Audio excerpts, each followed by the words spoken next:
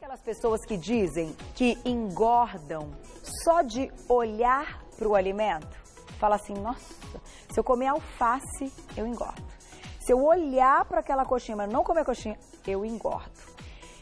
Talvez a resposta esteja na nossa pauta de hoje, você vai entender por quê. Convidamos mais uma vez ela que é endocrinologista, a doutora Ana Priscila Soggia, bem-vinda! Olá, Carol. Como vai? Tudo bem? Acertei, Soggia? Sim. Sim, eu sempre te pergunto, porque eu sempre fico na dúvida se é soja ou Soggia. Então, Soggia. mais uma vez, bem-vinda, que assunto sensacional. E nas suas palavras ainda, com a aula que você dá, com a explicação, com a forma como você coloca, eu tenho certeza que vai ser o máximo. Legal. Vamos falar de glândula adrenal. Nossa, Carol, o que é isso? Que nome estranho. Sim.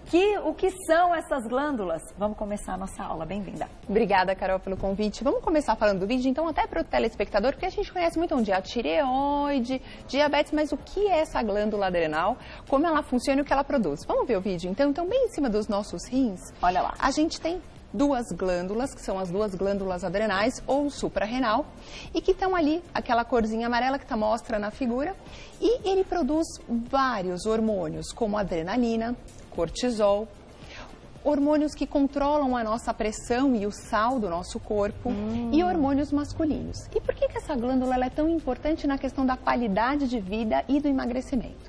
Porque esses hormônios, eles estão estreitamente relacionados com o nosso bem-estar e com a qualidade. Aqui a gente vê no vídeo uma situação de estresse, né? Então, quando a gente tem um estresse, o que acontece na nossa glândula? Ela aumenta a produção de adrenalina e cortisol, e isso leva a algumas alterações do nosso corpo, como o nosso coração bater mais rápido, mudar a nossa circulação sanguínea, diminui o fluxo de sangue para o nosso intestino e aumenta o fluxo de sangue para o nosso pulmão.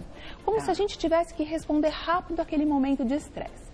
É lógico que, como está no vídeo, a gente não está sempre exposto a aqui, né, o vídeo mostrando, então, esse aumento de fluxo para o nosso pulmão, para que a gente possa respirar mais rápido e fugir daquela situação. Por isso que quando a gente está ansioso e nervoso, a gente começa a respirar mais rápido. Exatamente, e tem aquela sensação de taquicardia. Bem, então a gente entendeu que em momentos de estresse ou em momentos de ansiedade, a gente libera esses dois hormônios que são muito importantes, que é o cortisol e a adrenalina, e que vão levar a alterações no nosso corpo. Tá. Perfeito. Constantemente, a gente, numa cidade grande como a nossa, está mais ansioso, está mais preocupado e, às vezes, até em situações de estresse. E com isso, esses hormônios muitas vezes vão perdendo o ritmo de secreção dele e que podem causar algumas consequências no nosso corpo. Então, a situação de estresse não precisa estar ligada, muitas vezes, a algo pontual, marcante, como uma cena, um assalto, um susto, alguma coisa que você tenha presenciado, marcado. Não. O estresse do dia a dia também mantém essas glândulas funcionando da mesma forma. Perfeito, Carol. Então, assim, é lógico que a gente tem momentos muito pontuais, que nem esse do vídeo, né? Então, uma coisa que chamou muita atenção. Mas, constantemente, eu tô atrasado, o elevador não chega, a gente não fica ansioso? Sim. E quantas vezes isso acontece no dia? Várias. Trânsito. Então, isso, constantemente. Então, hoje a gente vai focar aqui na pauta em 3 hormônios principais que são produzidos, que estão relacionados à qualidade de vida. Tá. Que é o cortisol, o DHEA, que eu sei que você gosta. Adoro falar de DHEA, aguardem. E a adrenalina e a noradrenalina, que a gente já mostrou no vídeo. Então, vamos começar falando um pouquinho sobre o cortisol. Então, esse hormônio, Carol, ele é produzido na glândula adrenal e ele tem um ritmo. Então, durante o dia, ele tem uma produção maior e vai caindo no final da tarde. Vamos mostrar o gráfico para que a gente possa entender. Essa bagunça nossa do dia a dia, que às vezes a gente não tem horário para almoçar, não tem horário, não passa a noite sem dormir, fica acordado. Então, normalmente, olha que bonitinho, à noite ele está lá embaixo e durante o dia eu aumento a secreção dele, porque ele é um hormônio relacionado a esse alerta. Então, eu tenho que estar em maior alerta durante a parte da manhã e mais descansada à noite. Só que às vezes a gente também inverte essa nossa dinâmica de vida. O que pode, em alguns pacientes, dependendo do ritmo de sono ou de trabalho, mudar essa secreção e levar a essas alterações. Risco de obesidade. Você lembra quando a gente conversou, eu vim aqui já falando anteriormente de sono, que a gente falou do jet lag? Quem não dorme adequadamente aumenta o risco de ganho de peso. Por quê? Porque esse não dormir adequado muda o cortisol e o cortisol vai levar ao ganho de peso. Vamos ver o gráfico seguinte, Carol? Doutora, aí assim, até pra gente entender, o cortisol muito alto é um fator que complica, Sim. mas o cortisol muito baixo também. Porque se a pessoa não tem esse pico no horário que ela deveria ter, Perfeito. ela não sai da cama. Perfeito. E aí ela continua mudando esse relógio biológico. Perfeito. Então, eu acho que são duas coisas que são importantes. Existem hoje doenças, Carol, que eu produzo muito cortisol e eu preciso de um tratamento médico. E eu tenho doenças que eu produzo, a minha glândula adrenal teve uma falência, ela foi destruída e eu não produzo nada. Essas doenças, se não tratadas, têm risco de vida. Então, assim, é muito importante que o paciente que tem esses sintomas de fadiga, cansaço, vá a um médico para que ele faça uma análise se existe uma doença. Certo. Descartada uma doença, pode ser que essa dinâmica de mudança do nosso relógio biológico também mude a secreção, levando não a um quadro grave, mas a um quadro que leva a uma piora da nossa qualidade de vida? Pode. Tá? Então, grande, exatamente isso. Então, se o meu hormônio, que é pro alerta, também não está sendo produzido, eu vou ter uma sensação de fadiga, de cansaço crônico, e eu vou comprometer o meu trabalho, minha qualidade de vida e minha disposição. Puxa vida. E aí eu vou aproveitar, minha diretora pediu para lembrar vocês, que eu ainda não comentei, os meninos vão mostrar, a gente tem uma mesa prontinha aqui do nosso lado, que daqui a pouco nós vamos para lá, que nós vamos dar opções aqui de cardápio dos alimentos e dos horários que eles têm que entrar muitas vezes para melhorar essa condição, né, doutora? Exatamente. Daqui a pouquinho. Aguardem que a pauta é completa. Então entendemos o cortisol. Número 1, agora a gente vai para qual?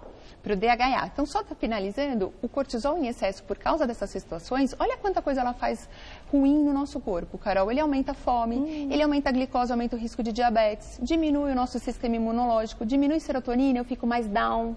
Então, às vezes, eu não tenho mais prazer de fazer as coisas e aumenta a minha pressão arterial. Então, realmente, não é bom a gente ter essa constante aumento de cortisol por essa alteração do ritmo de vida, tá bom? Até para o público entender, então, e fechar o cortisol, as formas de dosar o cortisol. Então, tem aquela da língua, né, sublingual, da salivar.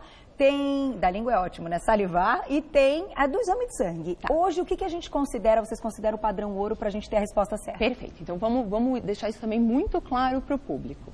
Então, quais são os exames que a gente faz de cortisol? Cortisol basal, o cortisol de urina de 24 horas, o cortisol salivar, que tem que ser feito à meia-noite, e um cortisol pós-Dexa. O que é o cortisol pós-Dexa? Eu tomo um remedinho à meia-noite e eu colho o cortisol no dia seguinte.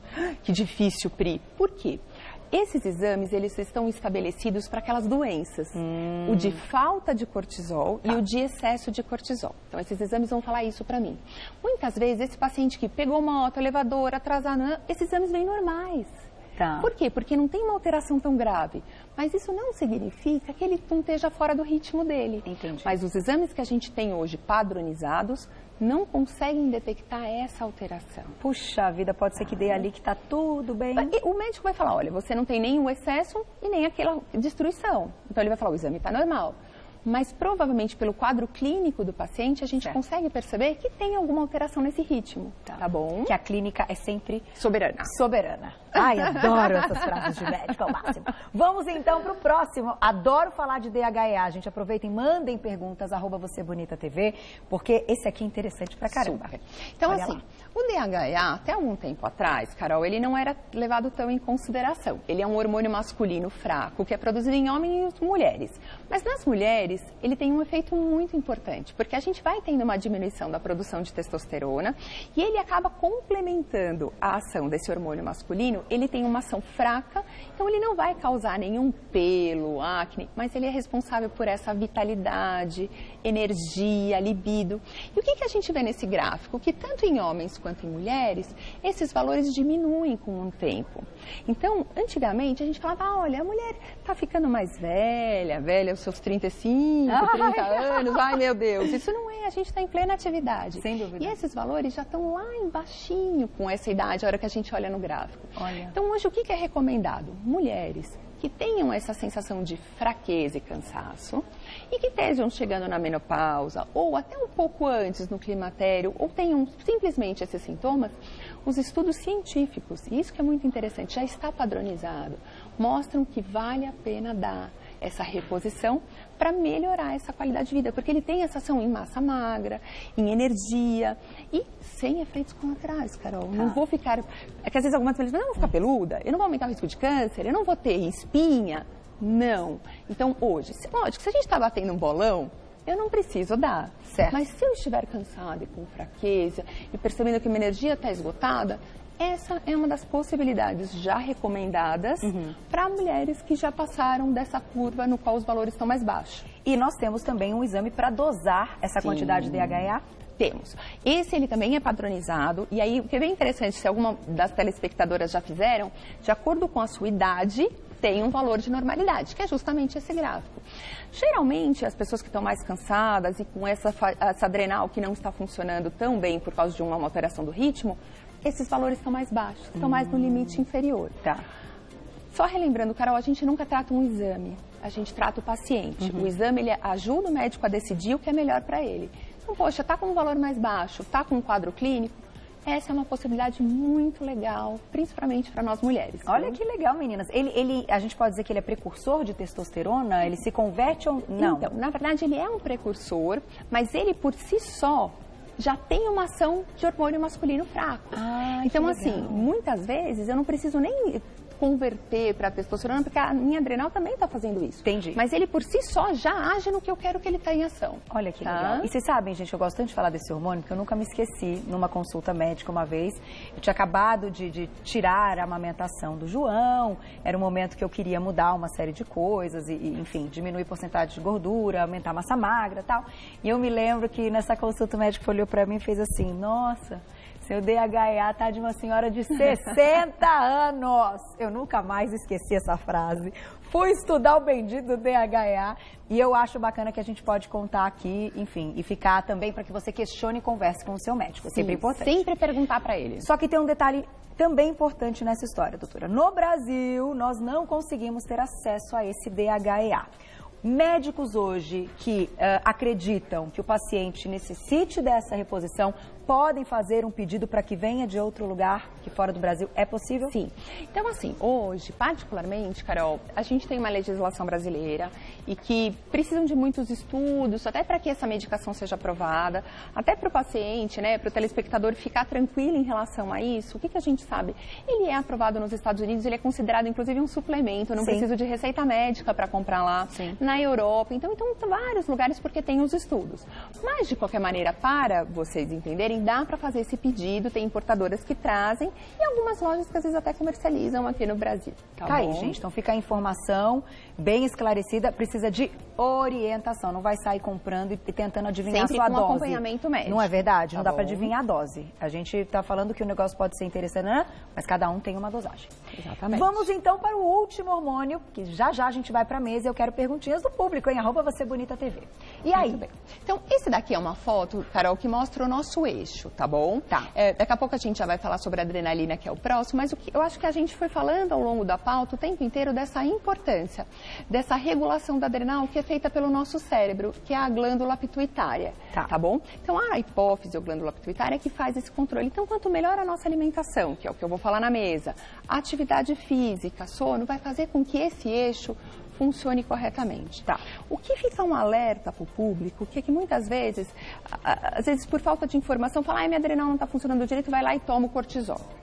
Vai lá e toma o DHEA. Bem, eu acho que o princípio básico é a gente entender o que o paciente tem e tratar a causa.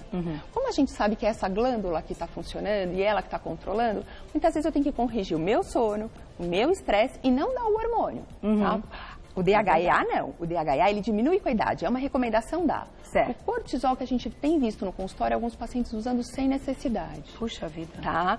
Então, assim, lógico, tem necessidade porque tem uma doença? Perfeito, Carol.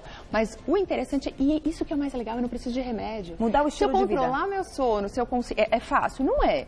Mas é um tratamento que vai ser muito mais efetivo para fazer ela voltar a funcionar, porque eu estou pondo o eixo no lugar. Muito bom. Então, vamos lá para a nossa mesa. E eu aproveito para te perguntar, doutora, então já que a gente está falando de mudanças no estilo de vida e de escolhas, além do estresse, o que sabota a nossa glândula adrenal? Perfeito. O que destrói essa glândula? E eu acho que é interessante, não destrói só a adrenal, destrói o nosso eixo, para as outras glândulas também, para a tireoide, para ovário, para tudo. Então, algumas coisas. Sono inadequado, tá bom? Excesso de peso. Então, a gente sabe que a inflamação da obesidade, que acho que também já foi pauta aqui do Você Bonita, causa uma inibição desse eixo e faz essa adrenal não funcionar direito. Tá. E esse estresse, esse aumento de sobrecarga, que a longo prazo também pode fazer com que ela não funcione tão bem. E tá? lembrando que nós hoje temos uma rotina, que é uma rotina estressante, não por... ai, Carol, adoro o que eu faço. Não, eu também adoro, né? A gente tem ali as coisas que a gente adora no dia, as coisas que a gente gosta menos, isso faz parte da vida de todo mundo. Porém, é uma vida muito intensa, uma vida muito rápida, uma vida muito corrida, uma vida com... hora, com relógio. Vocês imaginam? Eu tenho uma vida que não existe atrasos na minha vida. Eu tenho que estar aqui pronta para entrar no ar às 11h30. Então, não que isso seja ruim ou bom, mas isso é algo que quando a gente pensa nessa nossa estrutura como né, organismo e como pessoas, concordo, Carol, não é tão simples, né?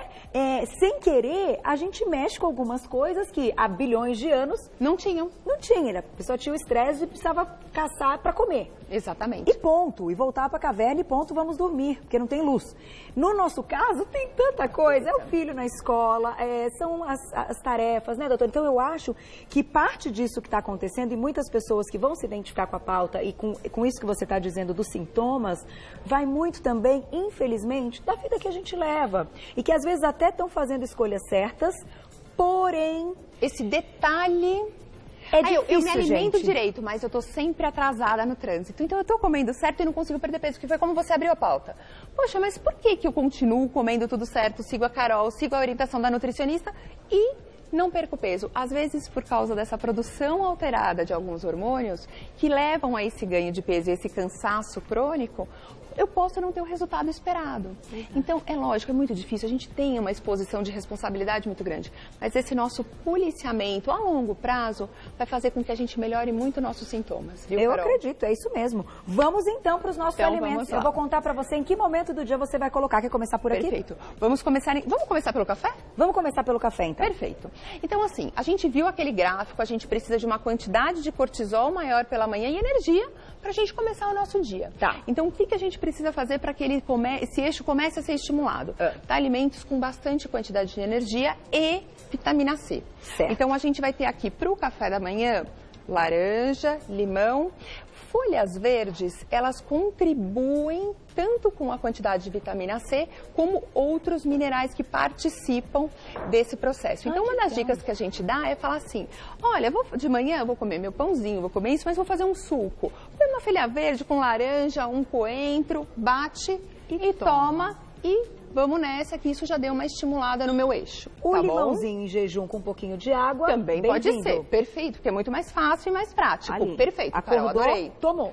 Perfeito. Menina, mudou minha vida, sabia? Eu não sei porquê, mas eu me sentindo ótima. Não sei, gente, Provavelmente testa. tá estimulando seu eixo. Testa. Tá ótimo. Agora, e o ovinho e a proteína no café da manhã? Ai, desculpa. Então, vamos lá. Nosso café da manhã. A gente acabou de decidir ele. Plaquinha. Depois do café da manhã, a gente vai pro almoço. Então, Tá. no almoço, o que a gente recomenda? Lógico que eu vou comer um carboidrato, uma proteína, uma gordura, mas colocar de novo vitamina C, cenoura, folhas verdes e o ovo, que tem tiamina. Então, a gente vai falar um pouquinho mais para tarde da tiamina. Então, assim, ele é uma fonte de vitamina B, ele é uma fonte de tiamina, que é usada na adrenal, e ele tem proteína, que também é importante para esse bom funcionamento do eixo. Tá bom? Que é tudo de bom. Vamos lá, plaquinha do nosso almoço. Daqui a pouquinho, perguntinhas. E... Muito bem. Os lanches intermediários, as pessoas têm uma dificuldade no negócio do lanche. Aí falamos aqui do jejum, aí do 3 em 3 horas. Caso a pessoa tenha fome entre as refeições, porque pra que você vai comer sem estar com fome? É uma coisa meio complicada. Né? Pensamos, nós somos inteligentes, gente. Ah, não, comer porque tem que comer, para dar quantidade. Não, pra quê? Você não tem fome, pra quê? Né? Eu penso meio assim, é um pensamento lógico. Se tiver fome, o que pode comer? Perfeito, Carol. Então, assim, hoje tem sido muito debatida essa questão dos lanches ou não, mas o que é importante, tem pessoas que vão jantar muito tarde. Sem então, dúvida. assim, puxa, eu chego em casa às 8, 9 horas nessa vida louca. Ok, eu almocei 1 hora, provavelmente eu vou ter uma fome lá pelas 4, 5 horas. O que a gente pode colocar? Acho que eu posso colocar uma fruta, uma proteína, um iogurte, mas acrescentar a esse lanche uma aveia, que também contém fibras e tiamina, que tem esse estímulo da adrenal, e nozes, Tá. tem um efeito benéfico na adrenal, tá bom? Então, se a gente perceber, a gente deu alimentos com vitamina C e que contém energia no café, continua com isso naquele gráfico da adrenal na hora do almoço, e aí pra noite a gente vai começar a parte de tiamina e vitamina B. Tá. Então, o nosso lanche, aveia, nozes, sementes, castanhas, e para o jantar, alimentos que tenham o mesmo estímulo para ele continuar produzindo, mas que causem um relaxamento. Banana e shiitake. O shiitake, ele é rico em vitamina B. E ele também tem esse efeito relaxante. Então, é uma das melhores medicações para quem está com esse cansaço crônico para ser usado à noite. E lógico, junto pode colocar uma banana também, eu não vou comer shiitake todo dia. Tá. Então, algumas frutas que sejam ou alimentos ricos em vitamina B. Por exemplo, o chazinho de camomila, bem-vindo antes de dormir. Eu também e começando da... O que eu acho que é muito importante? Adorei a sua proposta, Carol. Esse chá, ele não vai conter nada que estimule a adrenal. Tá. Ou que vão fazer um efeito na adrenal. Mas o seu relaxamento vai fazer com que o seu corpo se continue naquele ritmo. E que dê que o ciclo continue. Perfeito, exatamente isso. Então vamos para a perguntinha agora. Vamos lá. Dá tempo, olha lá quem escreveu pra gente na tela. Aproveita, meninas. Leila, obrigada, um beijo. Cortisol é um exame que tem que ser colhido depois de um repouso. É correta essa informação? Tem aquele lance do horário até as 9 da manhã e tal? Sim. Vamos responder então. O que é importante para o cortisol? A gente sabe hoje que o cortisol colhido até as 8, 10 da manhã, ele é importante para ver se eu tenho falta de cortisol e ele deve ser feito em repouso. Tá. Então, pacientes com cortisol menor do que 3, eu sei que ele tem um problema na adrenal grave e que ele precisa procurar o médico porque ele precisa repor corticoide. Tá? Então, menor do que 3. Para ver se tem excesso, Carol, eu também tenho que fazer em repouso, mas são aqueles outros 3 que eu falei, que é o salivar da meia-noite, o cortisol urinário e o cortisol após aquele remedinho que a gente toma à meia-noite. E tem que pegar no laboratório, né? Para ir colhendo ao longo do dia e a borrachinha para botar. O flaconete. É tipo um conetezinho que a gente colhe a saliva, deixa na geladeira e leva no dia seguinte. Então, estou ganhando peso, não estou entendendo o que está acontecendo. Explique isso para o seu médico, né? Vamos fazer uma avaliação correta. E aí não adianta colher só o cortisol basal, que é aquele que eu colho às 8 da manhã. Eu tenho que colher um desses 3, salivar, urinário ou pós-remedinho, no laboratório. O que é o pós-remedinho? Eu tomo um remédio à meia-noite e colho no dia seguinte, às 8 da manhã, o cortisol. E esse cortisol ele tem que estar abaixo de 1,8. Ah, porque daí tomou o remédio. Exatamente, então ele tem que ficar baixo. Entendi. Se ele não ficar baixo, quer dizer que está em excesso. Então eu preciso dar uma olhada. Vamos para a próxima perguntinha, olha lá, na tela. Daqui a pouquinho tem frango recheado, hein? Fabi, um beijo, obrigada. Tenho dificuldade para emagrecer, durmo pouco, sou muito ansiosa, engordo só de pensar em comer, aquela história que eu falei. Existe algum exame para ver se eu tô com um problema, então, na glândula? Tem tratamento? Então, assim, já se identificou completamente com o nosso assunto, né? Eu brinquei e falei para a doutora, eu posso abrir desse jeito? Que é mais ou menos isso. Para quê? Para você se identificar. Exatamente. Carol, eu sou daquelas que engordo só de olhar para comida. Se eu comer alface, eu vou engordar. Pronto, isso aqui entra na nossa pauta. Perfeito. Então, pode ser que seja. E o que ela está falando é totalmente real, Carol. Antigamente, a gente falava, não, é mentira do paciente. Não, é real. Hoje a gente já tem vários estudos mostrando que o que acontece com ela e ela está falando totalmente a verdade para o seu médico, tá? Sim. Então, a primeira coisa é realmente avaliar esses exames que a gente falou para a pergunta anterior. Primeiro, para saber se essa glândula tem uma doença. Se tiver uma doença, o seu médico vai parar tudo e vai tratar corretamente. Porque senão você não vai melhorar e eu tenho gravidade de outros problemas, como osteoporose, cardiopatia, diabetes. Então, é necessário tratar, Carol, não é uma brincadeira. Agora, se os exames vierem normais, isso quer dizer que não esteja que está tudo bem? Não, às vezes não está, que é isso que a gente está conversando hoje. O exame não vai mostrar uma alteração porque não é uma alteração grave. Mas o meu ritmo, a minha ansiedade está fazendo com que esse hormônio seja produzido num nível maior, mas que eu não consigo detectar isso no exame e que a longo prazo contribui para esse mau funcionamento do meu corpo. Então, eu reequilibrar com uma alimentação, com uma atividade física, não pelo exercício e gasto energético, mas não, para eu botar o meu eixo em ordem, voltar a me equilibrar, liberar a ansiedade, dormir bem, tomar o seu chazinho à noite. Perfeito. Para eu pôr a casa e o eixo em ordem. Em ordem. Tá aí. Tem mais uma perguntinha. Vamos lá. Nossa, tem mais perguntinha, muita coisa. Esse assunto é uma delícia. Shirley, um beijo, obrigada. O cortisol pode alterar a taxa de glicose e prejudicar a pessoa, então, que tem diabetes, por exemplo? Sim, então assim, nessa doença que a gente está falando, isso aumenta o risco de diabetes. Agora, quem não tem essa doença? Então, por exemplo, eu sou diabética, eu estou mais ansiosa, eu estou mais estressada, minha glicemia vai subir? Vai. Então, esse até vou usar o meu pai. Naturalmente. O meu pai come super direitinho, né? Tem um dia que está mais alto, foi o dia que, na verdade, ele ficou mais ansioso, ele brigou com alguém, ele nem briga, né? Essa é a verdade, mas assim, alguma coisa que gera uma ansiedade, aumentou a glicemia dele. Isso é fisiológico do organismo. Então, para o diabético, isso por quê? Porque, na verdade, no estresse, eu não preciso correr, sair correndo, então eu preciso ter muita energia para conseguir fugir. Então, o meu organismo fala, toma esse monte de glicose para você poder fugir. Entendi. Por isso que a glicemia sobe. Então, para os pacientes diabéticos, é lógico que o controle, o médico, o acompanhamento, mas esse processo também de equilíbrio é fundamental. E aí, gente, para quem não é diabético, mas está ou também precisa perder peso, você vai criando uma resistência insulínica com esse ciclo aí. Exatamente. A gente hoje tem já muita correlação com a questão de ansiedade, cortisol, níveis de estresse e resistência insulínica para diabetes. Puxa vida. Eu tenho que fechar, doutora, mas eu vou fazer só mais uma pergunta agora, só para a gente fechar fechando, entendeu? Com tudo e mais pouco. Como a gente falou do sono, do ciclo, onde é que entra nessa história a melatonina? Ela vem só se o cortisol cair realmente. Que isso, gente, acho que a gente nunca falou aqui. A gente já falou da melatonina várias vezes. Mas, por exemplo, a gente entendeu... Vamos colocar o gráfico de novo, por favor? Perfeito. Acho que está na mão.